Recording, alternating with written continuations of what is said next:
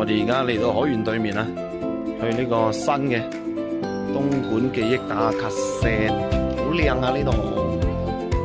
係啊，嗰啲民初街，等於有啲騎樓。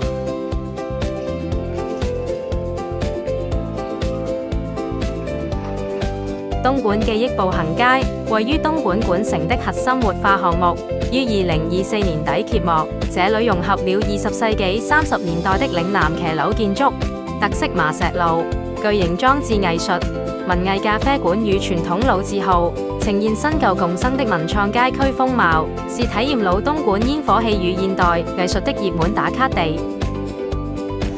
全部好有嗰種80、90年代港產片嗰啲 feel 啊！呢度